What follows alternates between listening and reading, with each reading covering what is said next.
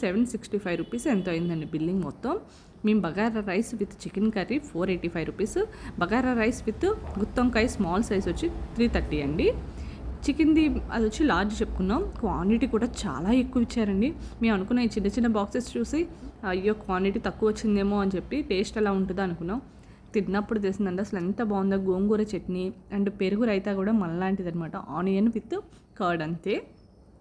Bagara rice కూడా అసలు ఎంత బాగుందంటే చాలా బాగుందండి. ఒక్కసారి రెస్టారెంట్లో ట్రై చేయండి. పలావ్ హౌస్ ఓన్లీ వాళ్ళు అంటే అక్కడ వెళ్ళి సిట్టింగ్ లేదనమాట, ఓన్లీ టేక్ అవే లాగా ఆనియన్ ఇలాగ అన్నీ ఇచ్చారనమాట. నేను అనుకున్న స్వీట్ కూడా ఇస్తే బాగుండు, గులాబ్ జామ్ ఏమైనా అనుకున్నాను కానీ అన్ని చిన్న బాక్సెస్ చూసి, కానీ స్వీట్ ఏమి ఇవ్వలేదు. గుత్తొంకాయ గ్రేవీ కూడా చాలా బాగుందండి. అసలు ఎంత ఎమీగా ఉందంటే ఐ థింక్ వీళ్ళు పెట్టి 2-3 ఇయర్స్ అయినట్టుందని మా హస్బెండ్ అన్నారు.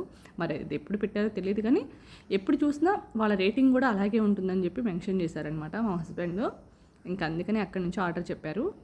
ఒక్కసారి బెంగళూరులో ఉన్న పీపుల్ పలావ్ హౌస్ నుంచి తెప్పించుకోండి. Bagara rice with chicken gravy కానీ వెజ్ కానీ గుత్తొంకాయ కానీ చాలా బాగుందండి. మేమైతే రెండు ట్రై చేసాం.